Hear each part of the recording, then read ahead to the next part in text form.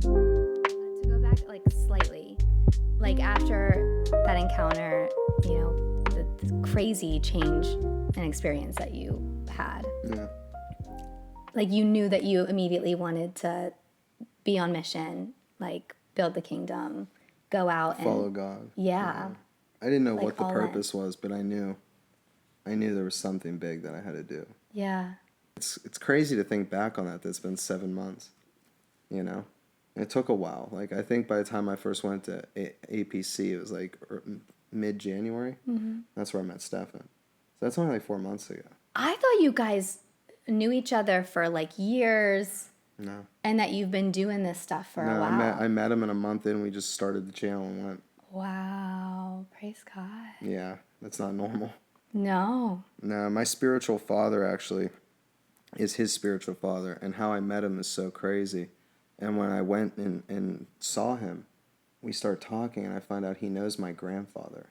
And my grandfather actually used to sponsor him back in the day. Wow. And then, but my grandfather would talk about me because I played hockey as a kid. Yeah. So he knew about me, but didn't actually know me. Mm. And then I was like, well, let's exchange numbers.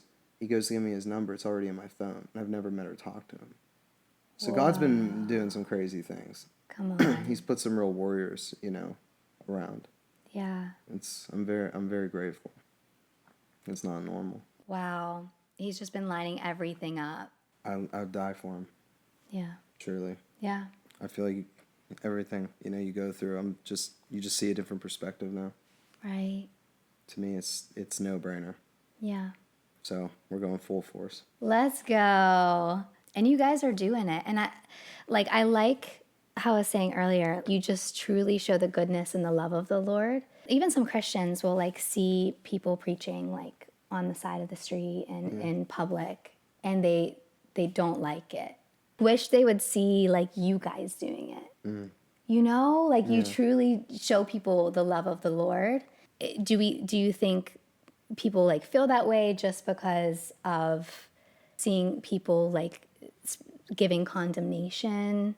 Yeah, there's definitely an approach to it. I definitely think you have to meet everything with love and compassion. Yeah. It's like they say in the Bible, like if without love, your gifts will be very little. Like there won't be much effect. Right. Not that they won't have effect, just so little. Like you have to live like Jesus, and the most common thing he preaches is love.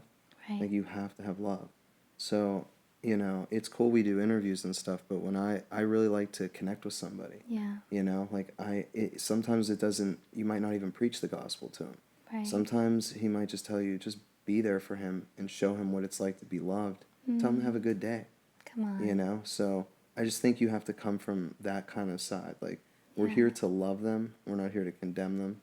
Mm-hmm. Jesus wants to save them and bring them to a higher calling. And that's what he does. And you have to remember, like we were once there. Like we once were blind and now we can see. Right. So you have to just not forget where you came from. And I can't speak for everyone. I just know I've been through a lot. Yeah. So to me, I know what I really feel that. And I also feel the burden of what it's like to see people that need Jesus. Right. And that might be lost like I was. And that's a heavy burden. I don't know how he handles it. But you got to meet it with love. Even if someone's yelling at me, I love you. I told my grandmother, if someone spits in my face, I'm going to love them just as much as I love you. They're not rejecting us. You have to realize that. And I think the more you just make a connection with someone and you genuinely care about where their hearts are at, where they're at, and you can really see and you listen to them, people want to be heard. They want to be seen. Right. And they don't realize that Jesus sees you already. This is him manifesting through someone that's a willing vessel. Even it might be someone that doesn't even follow Jesus. He'll find a way to show his love for you through anybody at any moment. You just got to be willing to receive it. Yeah. So, I do think there can be a difference. I always say you might be the only Bible they ever read. So you really want to make sure, like, we're out there representing him. Like, and when people see, it's like Philip Anthony Mitchell says, we're checking for fruit. And they'll see the fruit of your life. They'll see how you live. Right. And it's like you just share your testimony. And through the word of our testimony, we overcome. Mm-hmm. So, and people see that, and you meet them where they're at. which is true love and compassion, being there for them. Right. And you're offering them a free gift. You know, it's not forced. It's right here. You know, he can do it. He did it for me. He can do it for you. Mm-hmm. You know, we're not here to be better than anybody. Right. You know, like he wants everybody to come home.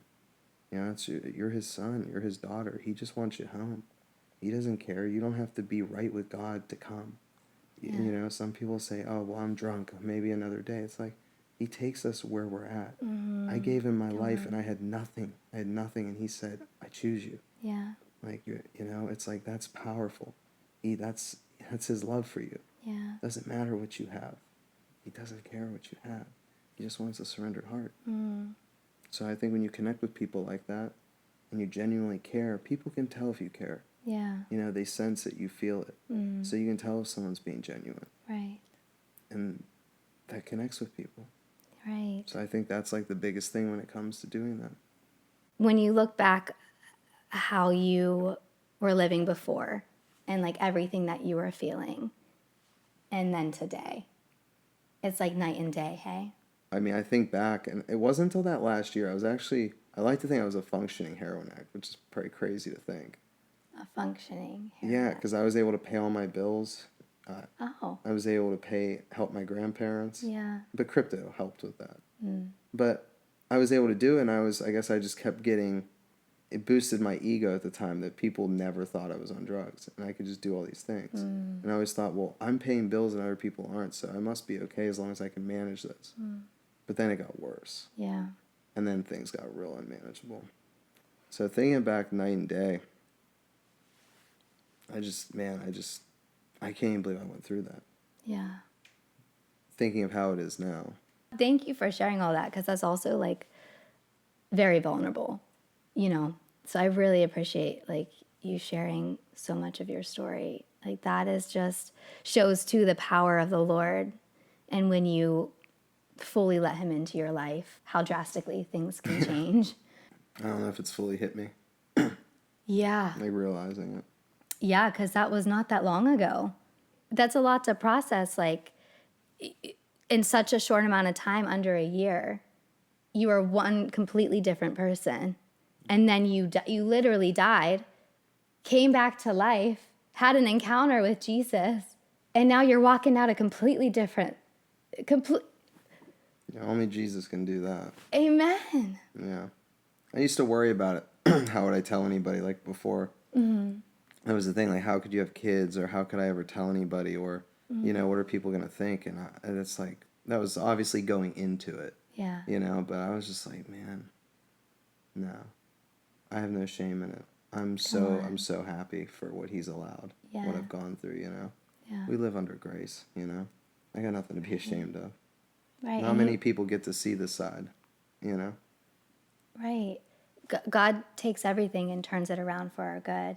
And that's the thing. He uses what we go through and the trauma and our experiences. He uses that as a way to minister to people, to bring them hope, show them love, and ultimately bring them to salvation.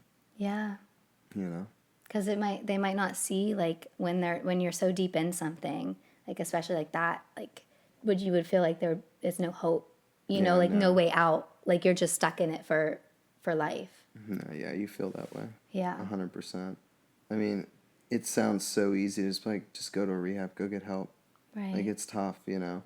I think I needed I mean, the way looking back on it, God really put certain people in my life that led up to that moment that now looking back, He, you know, I looked at because someone doesn't save you, God does. But He can manifest through people. And I truly believe He sent angels down. Yeah. And I believe that He manifested His love for me through people. And I had never really felt loved by anyone outside of my family that had to love me. Yeah. And I think when you meet somebody who can truly do that for you, and then you realize it's Jesus looking back on it, Come on. you're just like, wow, you're that good. Yes. And I think I know no one other than Jesus could have pulled me out of that. Yeah. Like, I could not have done that in my own will. Like, I needed to physically encounter Him, physically see Him, have that experience. Yeah, you definitely don't feel like there's hope. I mean, I was begging Him to take my life, you know? Like, you just wanted to die, like, end it. You know? It's tough. You're just, like, sitting on the floor of a bathroom, and you're doing this and that. And it's like, your only thought is, well, I'll just get high again. And that's just making it worse. And you know that at that point. Right. But you just physically cannot do anything else. I actually did go to a rehab when I was 18. I got real early on, well, 19. I got on the pills very briefly at the brief start of my heroin use. I got arrested. I didn't have my headlights on, like at a light. I had smoked weed, and I was being a dumb 19-year-old. This was back when you didn't have automatic lights, you know? Showing my age a little, you know? Gotta love those automatic lights. Yeah. They saved me a lot in those last 12 years, you know? But not that day. And looking back, I was out of my mind. This guy was flashing his lights at me. I'm like, this guy's an idiot. What's he doing? He's trying to get me to turn my lights yeah. on. And I make a right. It's the only light in McDonald, PA, and this cop pulls me over. And I would talk myself into an arrest. I was that dumb. I mean, I was going down no matter what that time. But like I would just talk a lot, you know? Yeah. And I would just, they'd be like, if you would just stayed quiet, you know? Slow to speak, you know? But I didn't know. But I had to do a mandatory rehab. And, you know, it felt great, you know, coming out right before Mother's Day. I think it was 2014. Okay. And I was like, man, I got this. This is great, you know? Didn't even last 50 days. And it's like, they told me, and then I said, look around. 2 of you will make it. That was the first thing, like speaking death right into you. Right. Like, who says that? Statistically, they're right, but like, why do that? But why do that? Yeah. We know life and death be in the power of the tongue. So don't be speaking that. Exactly. And the thing is, I looked back real early out of the hospital, and almost everybody is dead. And only one other person I know that isn't, and he goes to Allison Park Church. Wow. Crazy, right? What are the odds of that? Goodness. I know. So I was like, wow, but I didn't have Jesus back then, you know? Right, right. And I went right back. And it's like, I have friends that have gone through what I went through here on a different extent. And as soon as they got out of the hospital, they just were like, I want to get high. And I haven't wanted to do that at all. Yeah. I don't know how to explain it other than Right. Jesus, like, because I just don't have those temptations or anything other than Him. And I know I see people struggling, and I'm just like, I feel the burden. Yeah. Because it's like, I've been there, and it's like, you feel like there's no hope. You feel like, how do I get out of this? You feel like I think, what did they say? It's like a swimming pool. I heard somebody compare it to like, you're like in a swimming pool at the bottom or something. I'm gonna butcher this, but, and it's like you physically can't get up, and every time you try, it just gets deeper or something.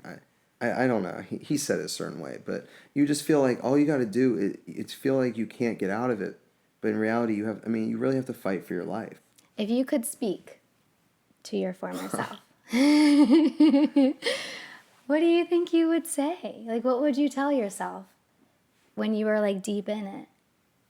It's a deep question. That's a Kelsey. very deep question. The thing is, I've thought of this before, but never really came to an answer because I have thought of it. I almost thought from a different perspective that it would have been that I wish that I had done so. I had spoke to my future self, not knowing what the future held.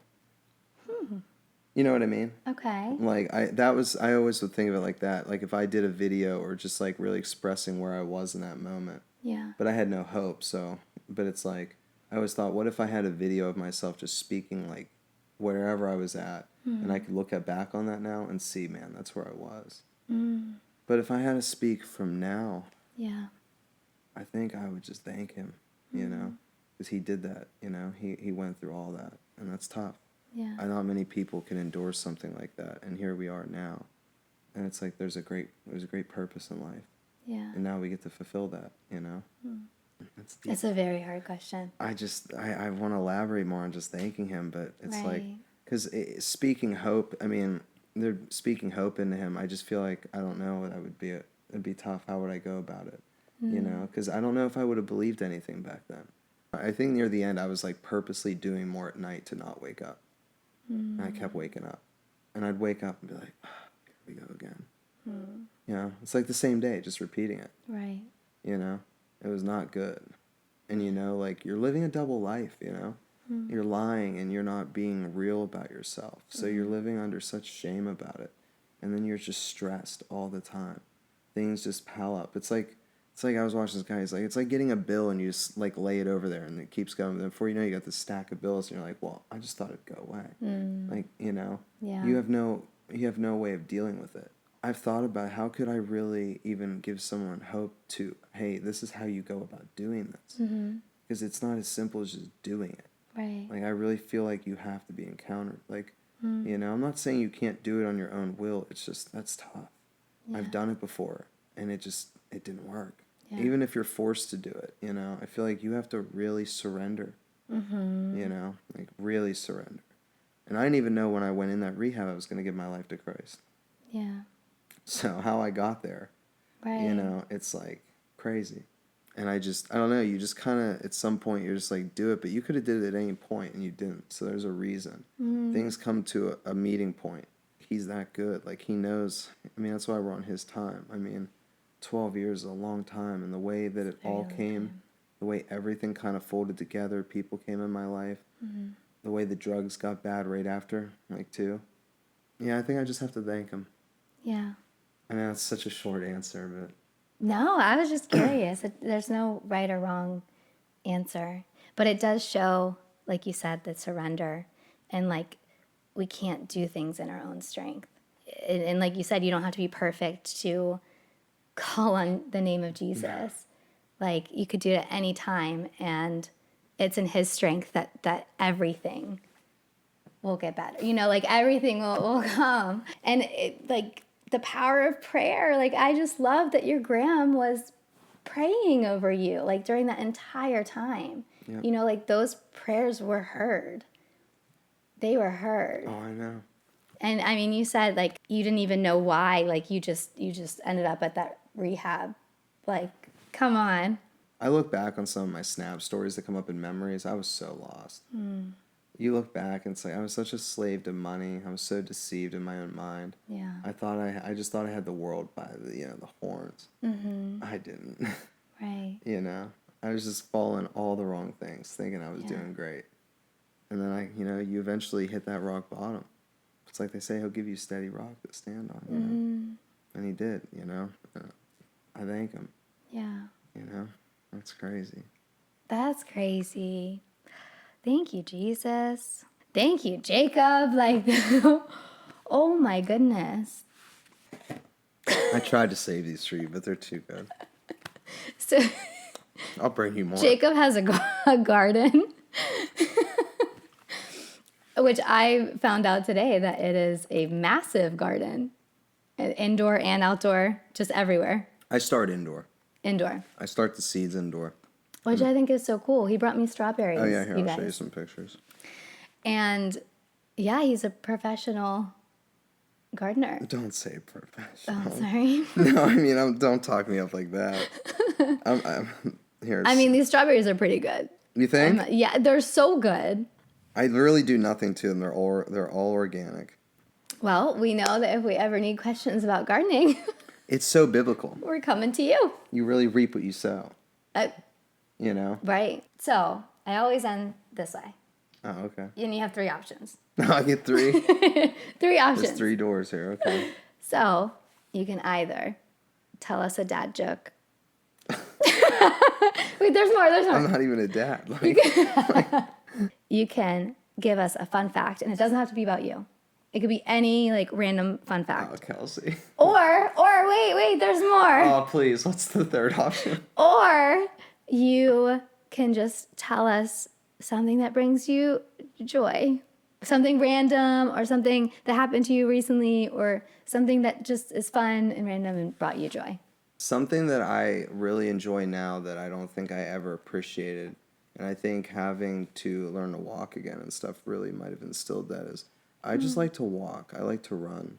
I like nature more. I like to hike. I like to do all these things. Like, I love to just walk, whether I'm with somebody or just with him. Yeah. I find real peace with that. I love that. Yeah, I walk a lot. Yeah, so. Do you live in a walkable area? Yeah, everywhere's walkable. I mean, true, but like a safe, like you're not gonna be like hit by a car or something. No, but I would like to go. I like to go down by the North Shore or the Point. I'd like to walk in like places. You can walk across the bridge, see the river, see when the sun sets. Really nice. That was my favorite because I was saying I lived in the North Shore for a second. Yeah. And for a second, it was like 2 years. But it was my favorite thing to do was to walk that along the river. It's my favorite place. Yes, come on. And the sunsets are perfect at the Point. Yes. Because it's just like right there. that would, yeah, just appreciating things like that is definitely bringing me a ton of joy. Yeah. You know, when you're living in chaos, you don't get to see, and well, you see it maybe, but you don't appreciate it. Yeah. Even just looking up and seeing a star or anything, or just taking time to see anything, you're like, wow, that's beautiful. Yeah. You know, even if it's just a bunch of trees on the way home from a missions trip, anything. Right. It's like, man, Yeah. like, man, you did all this. Thank you. Come on. You know, so, but yeah, walking down there and seeing the sunset's like my favorite thing to do. If I have time, that's where I'm headed. Come on. 100%. That makes my heart so happy. Yay! I wonder, before we met, I bet you we were down there at the same time. I love stuff like that. Again, I could not tell. Now I can. Like I do. Like we probably were down because I went there a lot. Yep. And I love, like I would just sit there sometimes by myself with like a book, or I would just go with like a friend.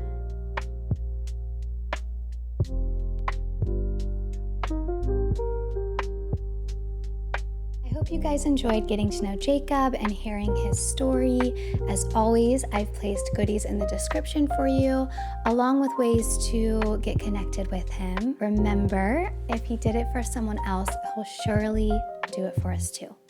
Thanks again for listening. I'm glad you're here, and talk to you soon. Have the best day. This was so good. Okay, talk to you guys later. Bye. We're gonna go make some strawberry shortcake. Sunshine.